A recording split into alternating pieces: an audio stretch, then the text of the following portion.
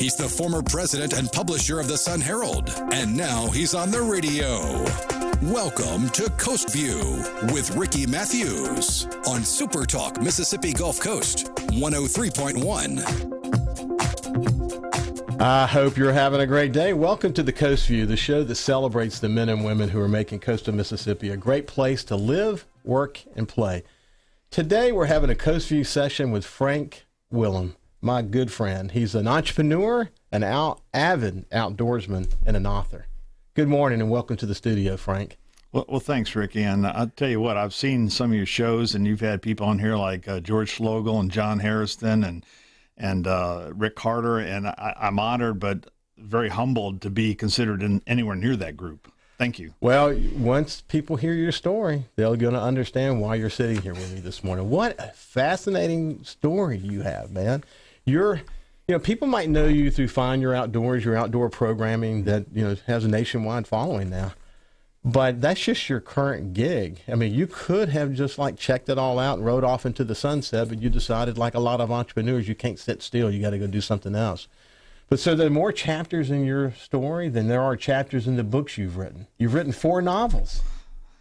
That's right. When I would travel a lot with Triton, and I'd be sitting in airports, and I would just write scenes of whatever and filled up notebooks of them. So after we sold the company, I took some of these scenes, put them together, and from that came the keys. Yeah, and you sent me, when I was in New Orleans, you sent me a copy of The Arrow. Right. Mm-hmm. And the manuscript. And I read it in the beginning. I thought, okay, I hadn't read your other books yet, so I wanted to kind of get a feel for it. And I was enthralled. I mean, what a great book that was. And of course, I did a lot of traveling for Knight Ridder, the company that owned the Sun Herald. And I became a really big fan of Clive Cussler. And you told me that he died last week. Yeah, I just heard it last week. And I had a fan of Clive as well. I just enjoyed his Dirt Pit series. Yeah, Dirt Pit, man. Your characters are just like Dirt Pit. What a great... I mean, people can go to Amazon.com and do a search on Frank Willem's name. Correct. And see his books. He's got four now, but I think you're telling me you've got a 5th on the way. Yeah, the 5th is in the series of the Quentin Dawson series is about 80 or 90% done. And then I've got a nonfiction book that'll come out this spring, kind of telling the background behind building Triton. So you've got an amazing story, and there's really no way we can cover all the elements, but the story is one of perseverance. I mean, they'll understand why I say that here in just a few minutes, but what an incredible story of entrepreneurship by you and your 2 partners.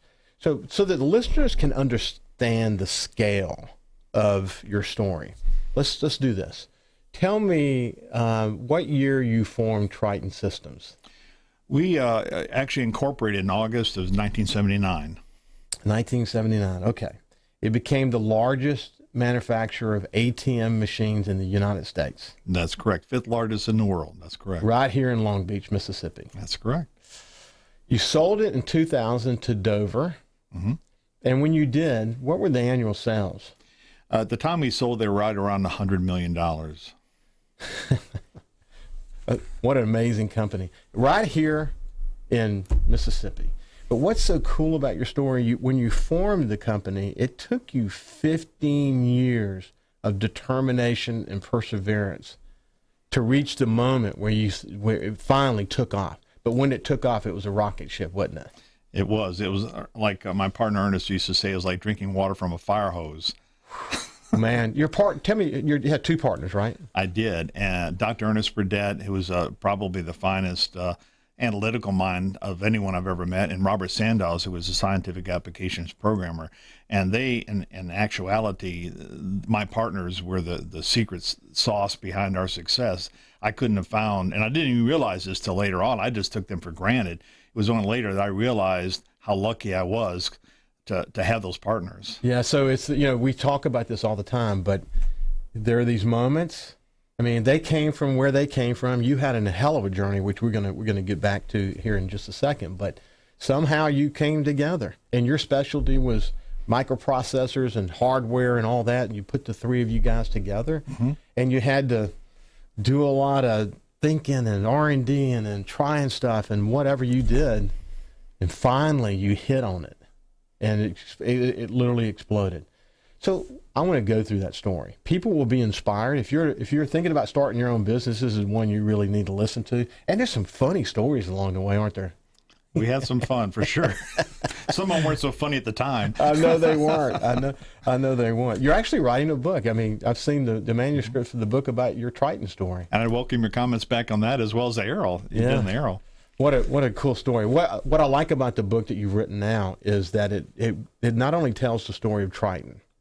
Again, a lot of interesting stories, twists and turns. It shows that, when the moment occurs, you better be ready for it. A lot of moments could have passed you by, and one moment in particular passed you by when you had this idea for a dive watch.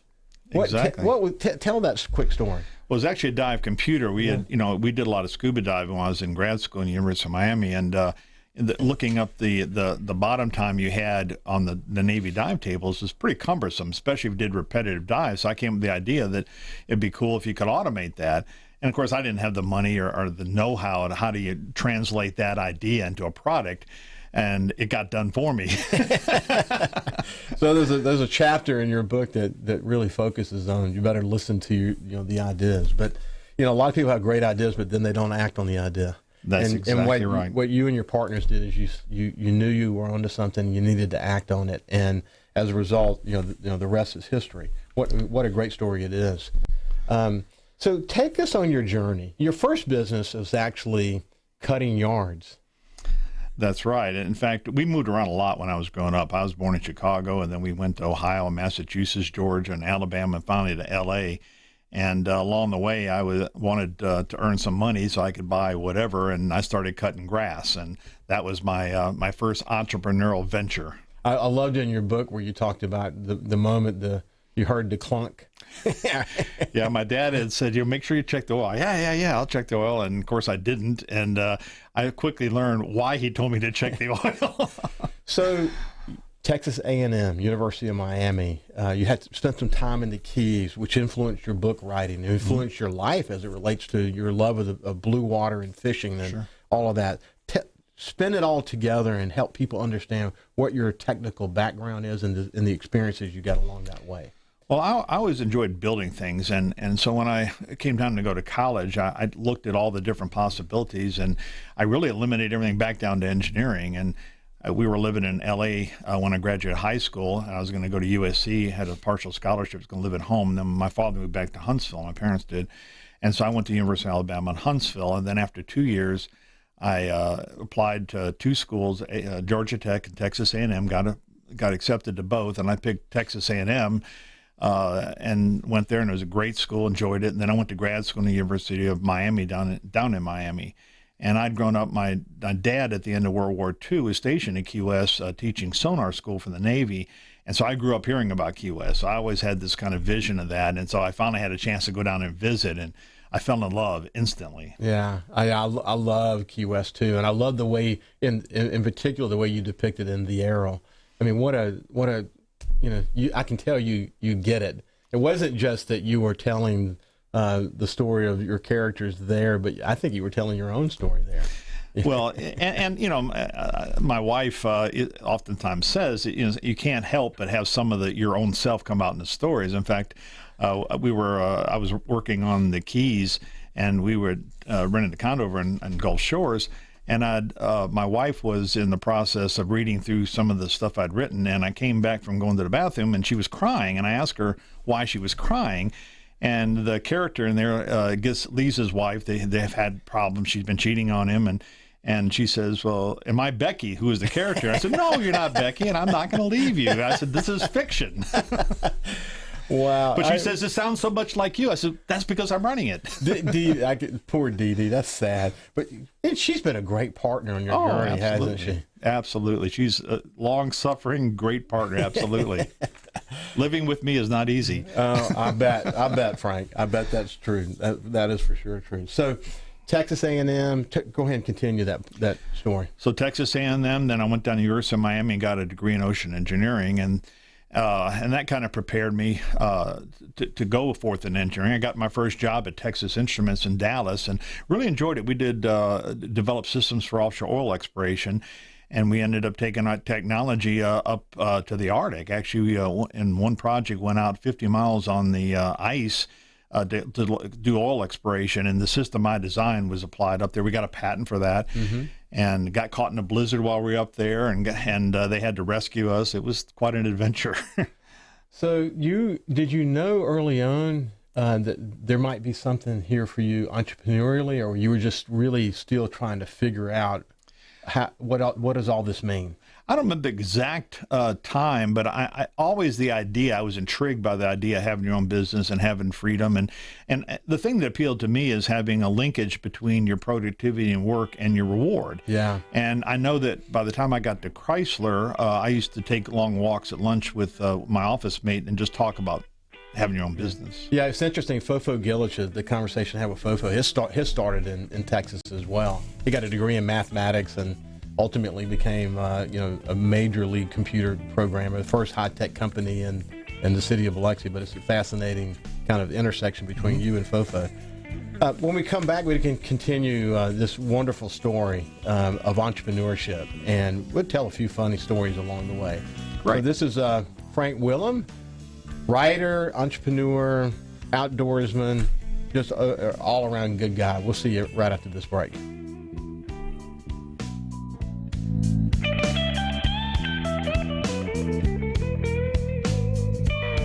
Subscribe for free to the Coast View podcast on iTunes, Google Podcasts, Spotify, or wherever you get your podcasts. The Love Help Hotline. I'm in love with two different... We get this call a lot. Let's start off with their names. Okay, Double Shop and PJ's. I love them both so much. Double Shop, One Stop, and PJ's Coffee, like the businesses off Exit 50 in Ocean Springs. You know them? Hey, Marv, we've got another one. It's too much for me to handle. The state's largest selection of beers on one side, the world's best coffee and sandwiches on the other at PJ's. Party supplies at Double Shop, party cake pops at PJ's. Okay, listen, Bucko, I'm going to say this once. PJ's now sells some of Double Shop's premier brands on tap, like Chandelier Island Brewing Company and Southern Prohibition. Plus, Double Shop dropped off a nice selection of bottled beers, including some hard seltzers. And if you like growlers... Don't do that. Double Shop One Stop, just 50 yards north of Exit 50 on the right, and PJ's Coffee right across the street. Ocean Springs Latimer now has the best coffee on the coast, plus craft beer on tap, sandwiches, and other goodies. Finding great candidates to hire can be like, well, trying to find a needle in a haystack, but not with ZipRecruiter. Its powerful technology actively finds and invites qualified candidates to apply to your job. So while other companies might deliver a lot of hay, ZipRecruiter finds you the needle in the haystack. See why 4 out of 5 employers who post a job on ZipRecruiter get a quality candidate within the first day. Try ZipRecruiter for free at ZipRecruiter.com/search. That's ZipRecruiter.com/search. Bass Pro Shops and Cabela's is your ammo headquarters, and we will not be undersold. We've got the area's largest selection at the very best everyday prices, and you'll save even more when you buy in bulk. Come in now and load up on the best deals on handgun, rifle, rimfire, and shot shell ammo. When you think ammo, think Bass Pro Shops and Cabela's. Shop in one of our hundreds of stores across the country or online at BassPro.com and Cabela's.com. Your adventure starts here. Since 1950, when you needed help and advice from an experienced attorney, you turned to Boyce Holloman and Associates. Standing on the principles of experience, integrity, and results, Boyce Holloman and Associates can help you and your family with a variety of legal matters. When you come to Boyce Holloman and Associates of Gulfport, every client, every case gets the level of service from attorneys and staff who honor the legacy of Boyce Holloman's tradition of excellence. See Dean and Tim Holloman at Boyce Holloman and Associates, 1720 23rd Avenue, Gulfport. So you probably already know Adventures Pub and Spirits has won awards for local favorites Hangout on the Coast and Best Bar on the Coast, but you may not know that Adventures also features an excellent lunch special menu Monday through Friday. Homemade lasagna, burgundy beef tips, chicken fried steak, shrimp creole, and more for only $8.95. Oh, my personal favorite, the seafood pie loaded up with lump crab meat, shrimp, and cheese baked in a flaky pie crust. Adventures Pub and Spirits, 1 block north of the Hard Rock, next door to City Hall on Lemuse. This is Coast View with Ricky Matthews on SuperTalk Mississippi Gulf Coast 103.1. Back, we have Frank Willem here. He's an outdoorsman, an author, an entrepreneur. I was telling Frank during the break that someone walked up to me the other day and said, you're going to run out of people to talk to. And I looked at the list, and it's like over 100 people on the list now. Frank, there are so many stories. As I was mentioning to you, Mimsy Ladner from Gotcha Tea, she just appeared with this wonderful young entrepreneur from Hancock County that's traveled the world to make her tea, and Mark Henderson from Lazy Magnolia. And when you start realizing that it's leadership comes in all kinds of ways. Inspiration comes in so many different ways. There are characters, there are entrepreneurs, there are regional leaders, there are political leaders. There's no limit of amazing stories to tell here in coastal Mississippi, and yours is one of them. So where we left the story, you've gone down and you've got your degree in you got a degree in engineering from Texas A&M. You went down and got another degree at the University of Miami, and you went to Texas Instruments. And what led you ultimately to Stennis? Well, I was at Texas Instruments, as I said. I enjoyed the work we did there. And then my father was not doing well at the time, so they had moved back to Huntsville, Alabama, and I thought I'd try something other than ocean-related stuff, which was kind of where my heart was, I thought, at the time. And so I moved back and worked for Chrysler's R&D group and hated it. I hated the environment. It was kind of the old school, you can do things our way or we'll fire you. But I had developed a skill with microprocessor design technology, which was very hot at the time. And so it was easy to get a job there. But after about a year and a half, I decided that wasn't my place. And so I started looking around, and I saw this opportunity down here, and I didn't know much about the coast, although I liked the idea of being on the water. And so I came down, interviewed, saw the place, and said, I'm going to give that a shot, and worked out at Stennis and loved it. We had like 17 different government agencies. We were the site technical support contractor, Computer Science Corporation. And as luck would have it, I ended up sharing an office with Dr. Ernest Burdett, and we got talking and found out that one of your partners, one of my partners, and Triton future partners, and found out we had a mutual interest in starting a company. Mm-hmm. Wow, what are the chances that you would end up in the same room with him? Well, exactly. And then we worked on a waves project, directional wave spectrum measurement for the data buoys. And we were developing payload technology for the data buoys that do our weather forecasting today, or provide the data for it. And Robert Sandoz was working on the software on that. So the three of us worked on this project together and found out that he had an interest in that. So it kind of just evolved into, let's give it a shot. So we formed a company in August of '79, and we tried to get it off the ground as well as working out at Stennis. And the thing I learned very quickly, you can't serve two masters. Mm-hmm. So the truth is we were doing a pretty crappy job of both. And so at the time, in February of 1981, we've been trying for about a year and a half, and we had no contracts. We had no prospects of contracts. Robert's wife was pregnant, and we decided it was a perfect time to quit our jobs and go out and seek our fortune. Because we all decided we would rather go ahead and give it a shot and fail than we would to never having had the chance to do it, and hopefully we'd succeed. And ultimately we did. Well, how old were you guys at that time? We were all around 30, thereabouts. Yeah, when we left there, I think I was 30, yeah. Okay, that's just the beginning of a very long, interesting, arduous journey. The biggest asset we had at the time was that we were too stupid to fully appreciate what we were trying to do with no real assets. We had, each of us kicked in $500. We had $1,500 in operating capital. And later on, people said, well, gosh, I'd have paid $500 to have a piece of it. And I said, no, you wouldn't. You would have been foolish if you did at the time. But none of us had any business background. We all had technical backgrounds. And so the first contract we got was up for a company in Montgomery that was making a product for a company actually in Selma, Alabama, that made aftermarket locks for automobiles, ignition and door locks. Mm-hmm. And that was our first, foot in the door. So you learned a lot about, that's the beginning of a journey that taught you about technology and supply chains and how to run a business, how to satisfy a customer, how to go get business like that. That was a really important first step, wasn't it?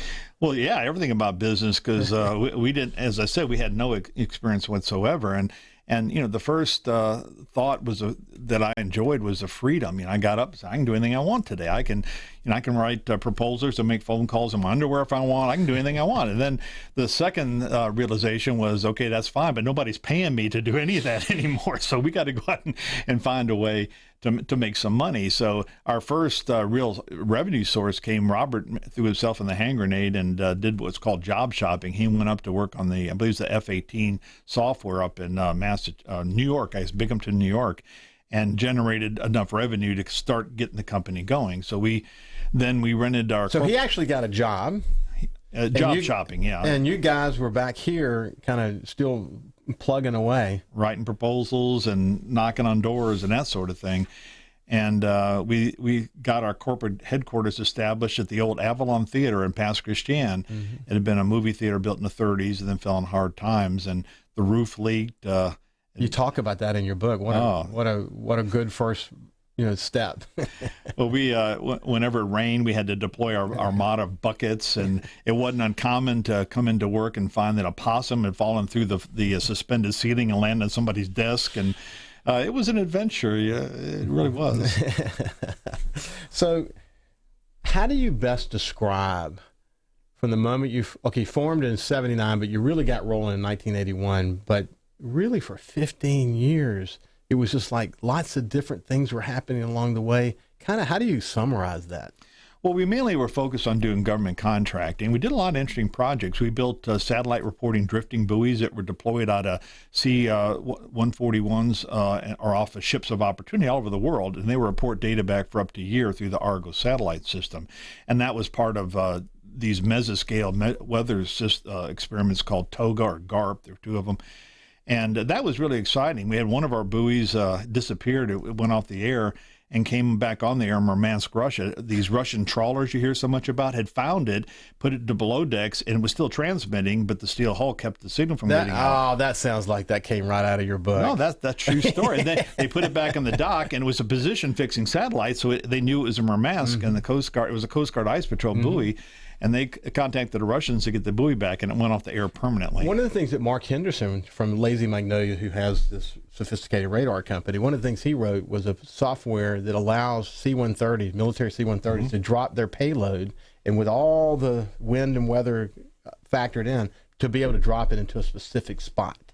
Isn't it interesting? Yeah. So all you guys were just kind of doing these things. Well, and a lot of interesting projects. We did very high-speed data acquisition systems for anti-submarine warfare.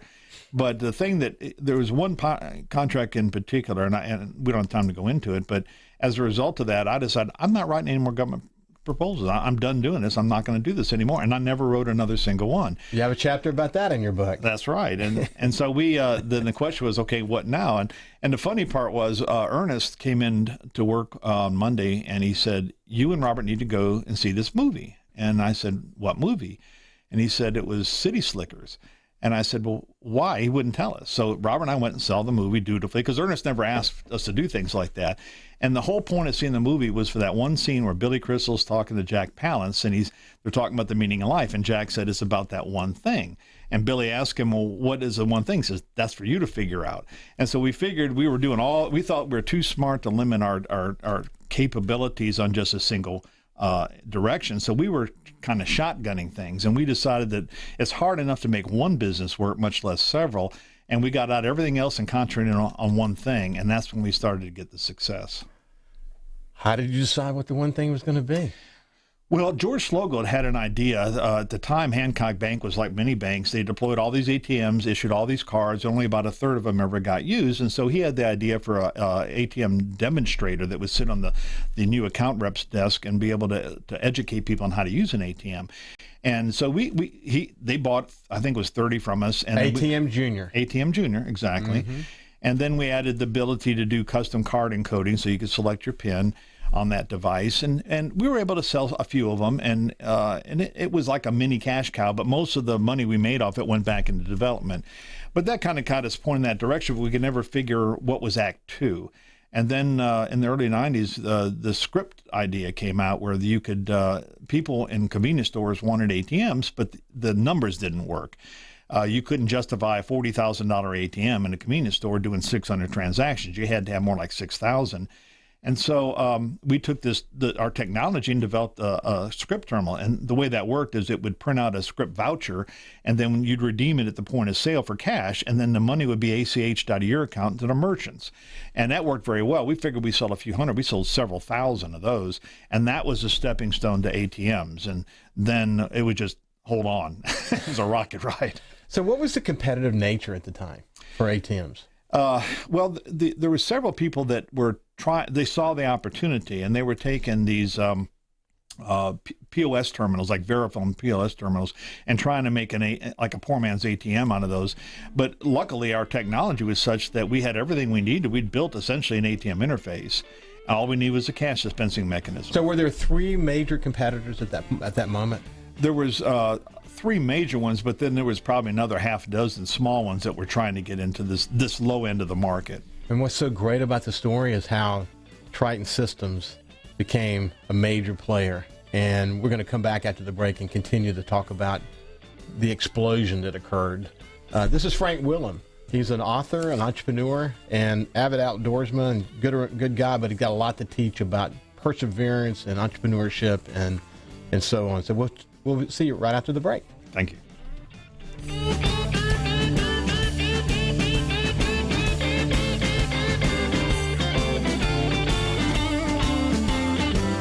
Follow SuperTalk Mississippi Gulf Coast 103.1 on Twitter at SuperTalk MSGC.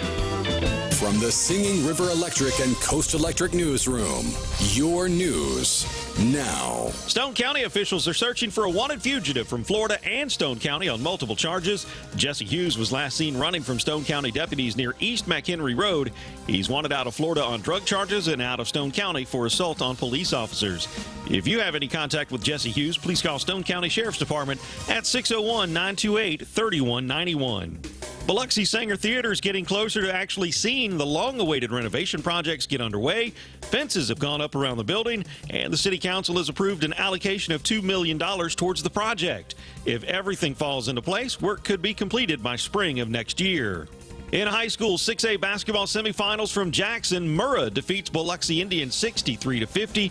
And on the girls' side, Olive Branch ends Harrison Central Red Revellettes' run, winning 65-49. For SuperTalk Mississippi Gulf Coast 103.1, I'm Kyle Curley.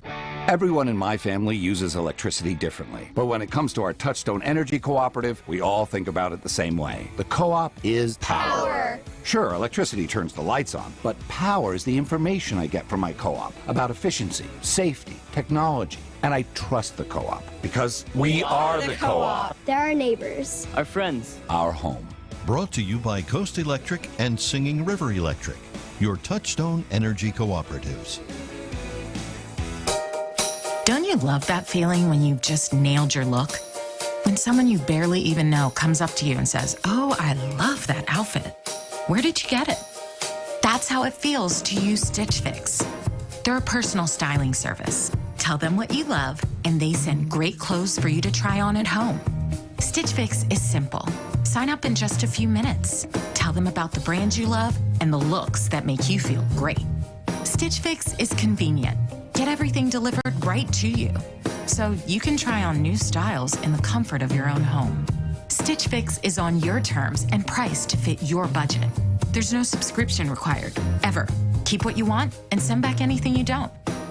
So, isn't it time you started nailing your look? Get started today at StitchFix.com. Stitch Fix, personal styling for women, men, and kids.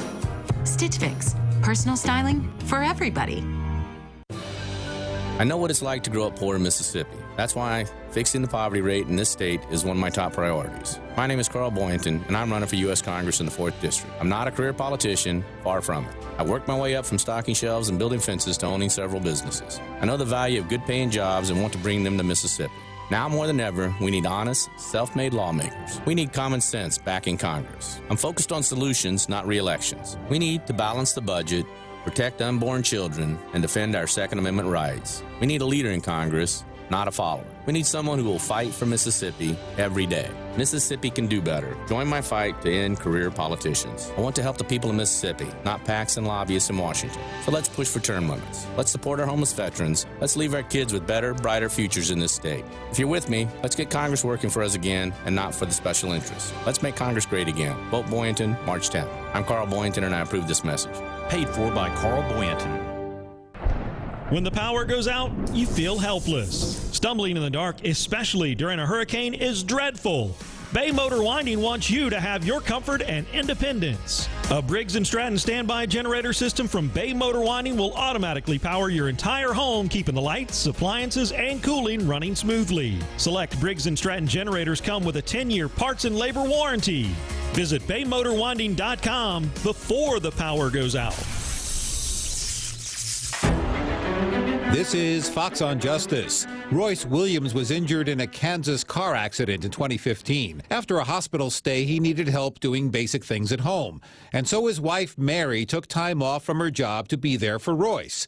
They worked out an arrangement where Royce would pay Mary $25 a day to make meals, help him in the bathroom, and do laundry. Over 3 months, the total came to $2,625. They submitted a claim for that amount to their car insurance company, but Geico denied the claim. The reasoning, one spouse is required to care for the other without pay because that's part of the marriage agreement. If Royce had hired anyone else to take care of him, Geico would pay, but not Mary. The Williamses went to court and lost, but on appeal, the Kansas Supreme Court disagreed and ordered Geico to pay the caregiver even if you're married to her. With Fox on Justice, Hank Weinblum, Fox News.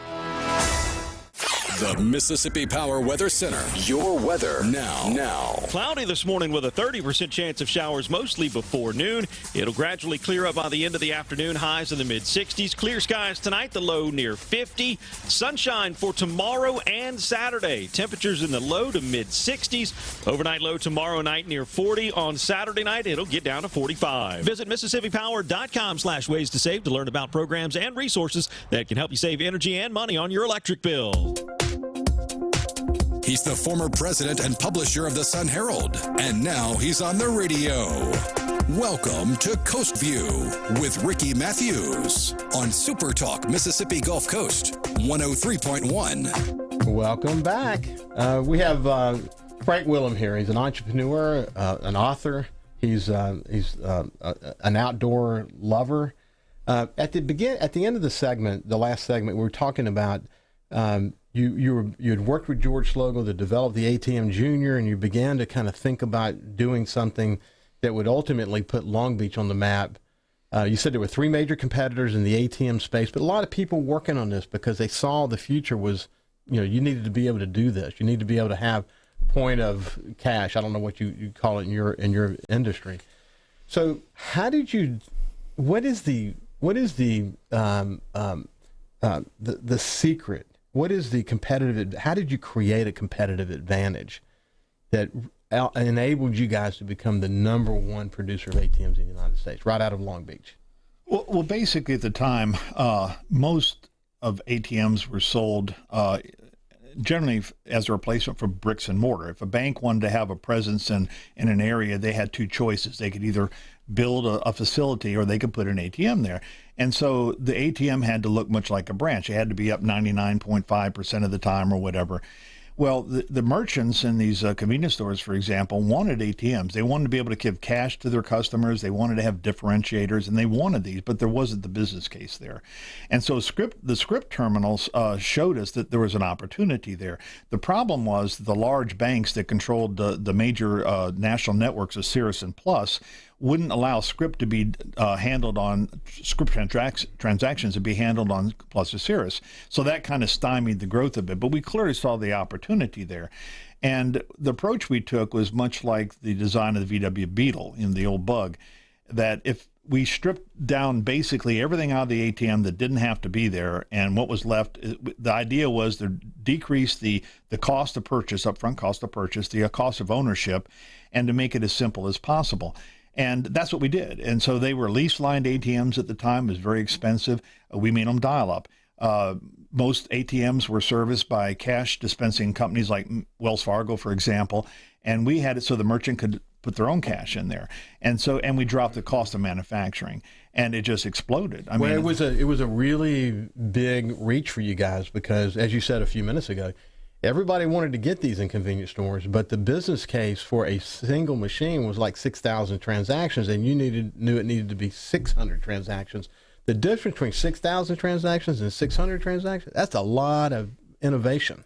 Absolutely. And the thing that, the large ATM manufacturers like NCR and Diebold didn't really understand the market. And it's hard to go to a bank and say, we want you to buy this $40,000 ATM, but we've also got this ATM under $10,000. And that does basically the same thing as far as you can check your balance and get cash, out of it. And so, the approach was they didn't really appreciate that market. So the next step we had, we built our first ATM in 6 months. And we took it, coincidentally, there was a series of shows every year. They were called ATM 7, ATM 8. I think it was ATM 8 we went to in New Orleans. And we just inundated with interest. And the poll was the people that have been selling point-of-sale systems in convenience stores and so forth saw the need for this. And so we had one company from Portland, for example, that came to us, and they basically working out of the trunk of their cars. Two guys didn't have a pot to pee in. They didn't have much at all. And in 3 years, I had suggested they might want to do a business valuation to consider a liquidity deal, which we did with the Summit Partners, and they were valued at $30 million. And the reason is they were making money off of every transaction, and that's what drove the business case for it. But it was just stripping it down, making it very reliable. And I will say, if the opportunity had come along several years earlier, there's no way we'd have executed like we did.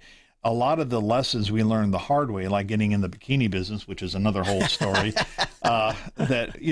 while painful, dealing with people that didn't always pay their bills, for example, I'm talking about the souvenir places and things like that. Yeah. We had to set up a distribution system, which I did in 6 months. And what we found is the companies that were well-heeled, that sold banking equipment, had good balance sheets and all that, didn't understand our market. And the guys that did were the guys that didn't, like the ones from Portland, didn't have a lot of resources, but they understood the market.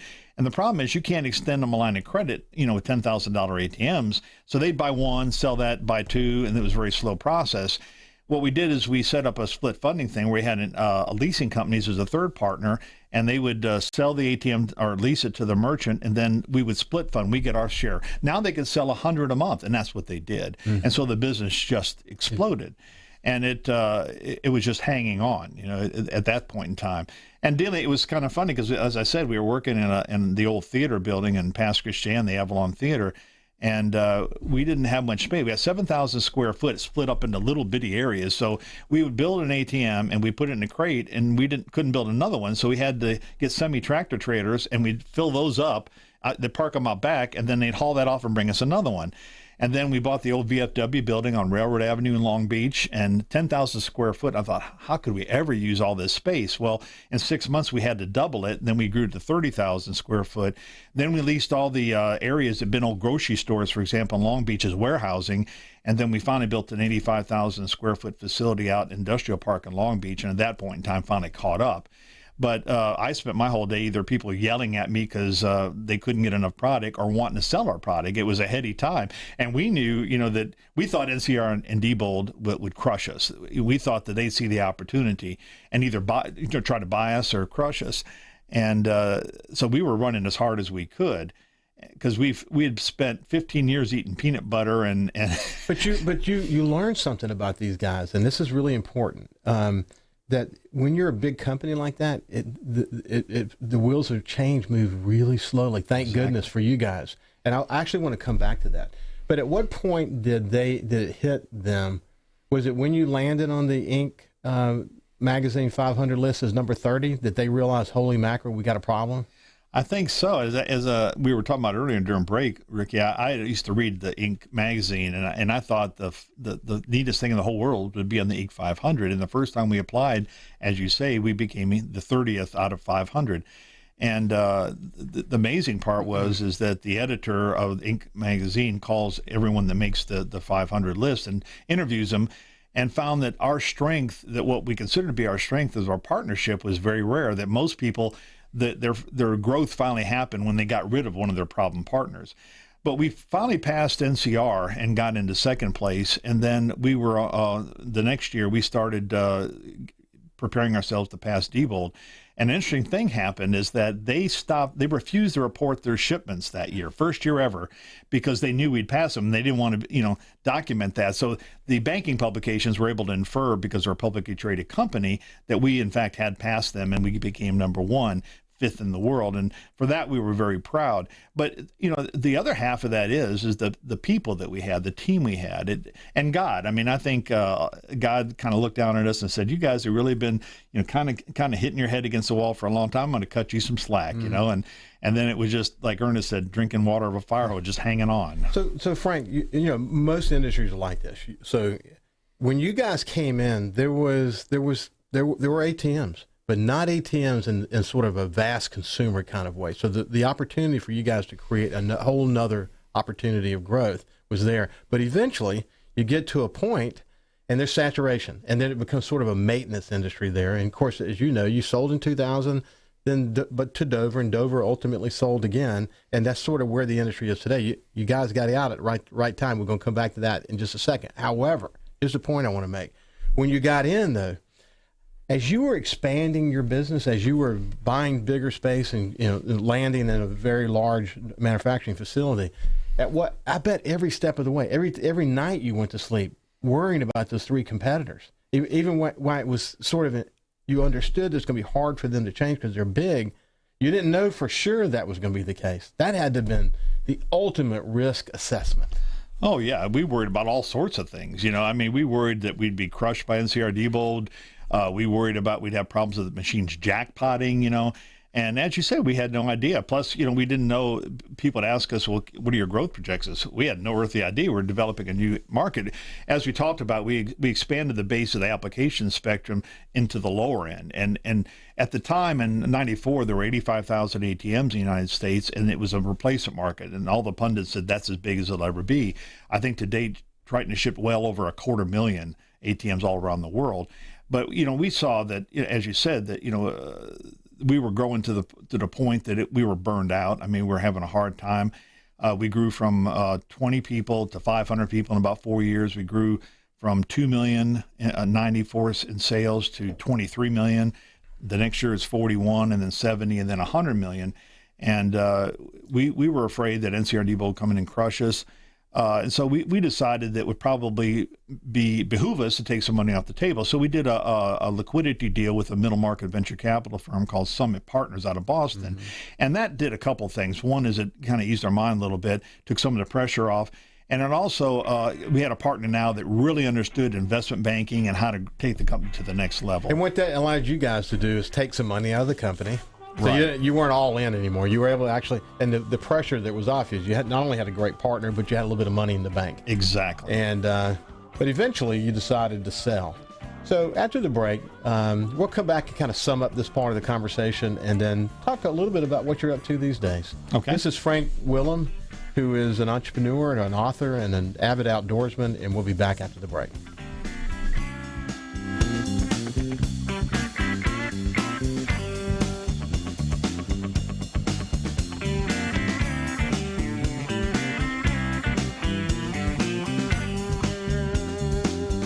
Also listen live to SuperTalk Mississippi Gulf Coast 103.1 on your Amazon Alexa devices. Once you've enabled the skill, just say, Alexa, open SuperTalk Mississippi Gulf Coast.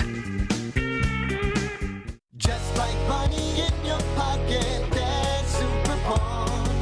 When you trade with us, you always get our best. Super deals are why. Whether you sell or buy, we cash checks, we pay bills, we make loans like no one will, and help you keep your pockets filled. Just like money in your pocket, that's super fun. Hi, it's Steve Mann. Have you heard the commercials for the Mark Patrick Stop Smoking seminars? And they said only $49.99 and it could work for you. So I thought, that's not even a week's worth of smoking. So I went. And guess what? It did work for me. You know, my friends and family are still amazed. I quit smoking. I didn't have cravings, anxiety, or weight gain. Listen, I don't know how it works, but I know it works because I'm living proof, and it's 100% guaranteed. So what do you got to lose? I'll tell you what you got to lose. A very bad habit. Join Mark Patrick seminars and stop smoking now without cravings, irritability, or weight gain, or your money back. Only $49.99 guarantee. Hypnosis designed to work without anxiety, irritability, or weight gain. For only $49.99, become a non-smoker. That's right. Seminars Sunday, March 22nd at the Holiday Inn Airport Hotel in Gulfport from 2 to 4 p.m. Registration starts at 1:30. Weight loss seminar starts at 11 a.m. and stop smoking at 2 p.m. Let's say you just bought a house. Bad news is, you're one step closer to becoming your parents. Soon you'll have a separate fridge in the basement where extra groceries are exiled forever. Remember that frozen lasagna? Of course you don't. It's been down there since 2008. Good news is, it's easy to bundle home and auto through Progressive and save on your car insurance. Piece of cake. Behind the lasagna, it's very old. Progressive Casualty Insurance Company, affiliates, and other insurers. Discount not available in all states or situations. This is John Greenhut, and if your teeth are stained from coffee, tea, or smoking, Power Swabs is the answer. In 5 minutes, you'll see 2 shades whiter teeth, and in 7 days, 6 shades. Even better, there's no messy strips or trays that you'll have to leave in your mouth for an hour. Just swab your teeth for 5 minutes, and you're done. To try Power Swabs, call 1-800-679-0969. Your bright white smile will have your friends talking about how great you look. Try it risk-free. 1-800-679-0969. That's 1-800-679-0969. Sometimes the issues of life require the assistance of a professional. Whether it involves an asbestos-related disease such as mesothelioma, personal injury from an accident, a real estate issue, or even an impending arrest charge, you need the help of an attorney. Cumbest, Hunter, and McCormick have more than 100 years combined experience representing the interests of Jackson County and Gulf Coast clients. Cumbest, Hunter, and McCormick. Proud to support the Ole Miss Rebels. 762-5422. CCHMlawyers.com. Hey, I'm Steve Azar, and you never know who or what you'll hear when I spend a Mississippi Minute with my friends. We are with the fabulous Norbert Putnam as he played on so many hit records, you can't count them, and produced for some of the biggest acts ever. We got to talk Jimmy Buffett. One day at breakfast, he says, I started a new song. He says, about a night and a day in Key West, I played a bar and I got drunk, and coming home, I stepped out of my flip-flop, and I just kept going. I stepped on a beer can. And the next morning, I'm up, and I'm hungover, and I'm trying to make a margarita. I got some shrimp boiling. I can't find the salt. I said, Jimmy, I kind of like this. And he said, yeah, I think I'll call it Margaritaville. In a Mississippi Minute. Be sure to check out In a Mississippi Minute with me, Steve Azar, right here on your local SuperTalk Mississippi station, and now on iTunes, Google Play, and Stitcher. His love for the coast is why he's here. It's Coast View with Ricky Matthews on SuperTalk Mississippi Gulf Coast 103.1. Welcome back to Coast View. We have Frank Willem here. We're having a great conversation about Triton Industries. Hey, one of the things I want to ask you, Frank, is you mentioned the word jackpot. Now, think about this, you guys. Walking up to a slot machine, pulling the handle, and the money just pours out. If that ever actually happened to one of those ATM machines, you'd have been in trouble, wouldn't you? Well, absolutely. And that was one of the things, as we talked about, kept us awake at night, is that some software glitch that would allow the machinist to start spitting out cash. And actually, we had one incident where a machine, it wasn't an error in the software, but it got shipped in demo mode that we used at trade shows with fake cash. Only this one had real cash in it, and a couple people, you could look at the audit trails, and they would figure it out, and then they would keep going back and doing other transactions and getting cash. And so as soon as we figured that out, we disabled the demo mode. Well, you mentioned the audit trails, but what's so amazing about your story is that what's behind, what's in the software of these machines that banks are using have to be like foolproof. I mean, it has to be. And the fact that you were able to do that, scale it down, make it affordable, and then scale it and not have a jackpot scenario other than this demo, which anybody would understand, that's an incredible part of your story. And I think a lot of it was luck, because the hacking back then is not like it is today. Today would be a whole different challenge. Mm-hmm. Man, good for you. You were in the right place at the right time, weren't you? Absolutely.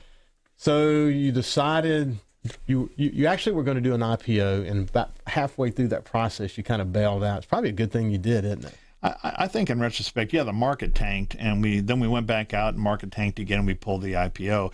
And as you said, I after the fact was kind of glad that happened. IPO, initial public offering, would have created a public company, and then you would have probably lost some control of the company at that point. Absolutely. So in 2000, you sold the company for, you never said publicly, but I bet for a ton of dang money.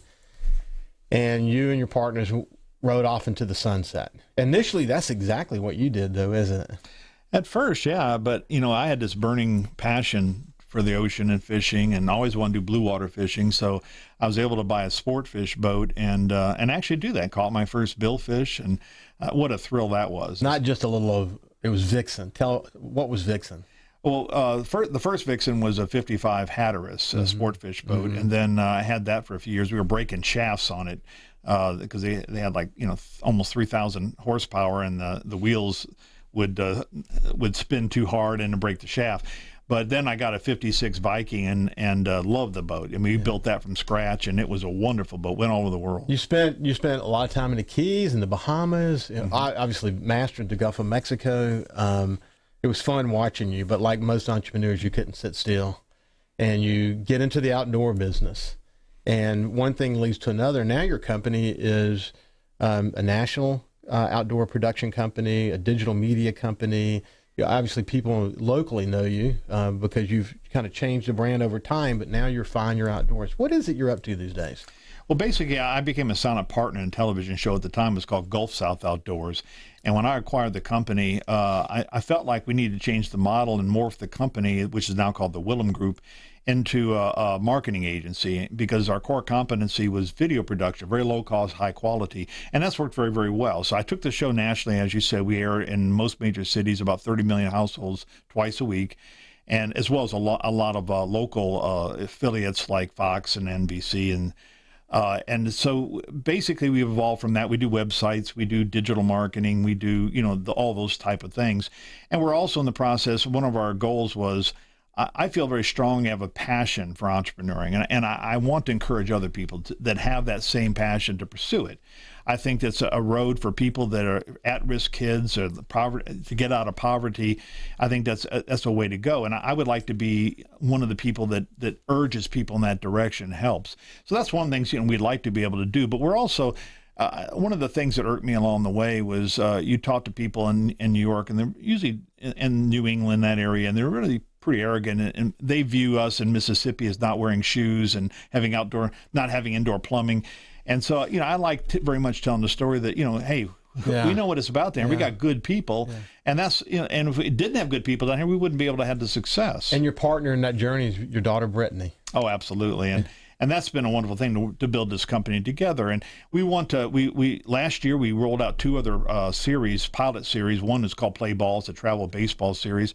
The other one is called College Kickoff. It was a recap of college games every week. And so we want to do more of that. We think we have the ability with USM's film department cranking out people that have backgrounds in film in the film industry. We think we have what it takes to be able to continue to grow that here. There's been a lot of interest in filming movies here. We just bought a new building, renovated it, and we got a much larger studio now. I saw your studio. It's beautiful. Well, thank you. And we're looking forward to doing more of that here on the coast. Yeah, well, that's great. Well, I wish we had another hour. We would take an hour and continue to talk about our love of fishing. We've been to Costa Rica together. As you know, I've literally feel like I've been on the Gulf of Mexico my whole life. I mean, my sons, I think that's what saved them, is the opportunity to have them on the boat with me and learn about life and responsibility and how to be safe and how to minimize your risk, how to catch big fish, how to enjoy the sunsets and all of the stuff that comes with that.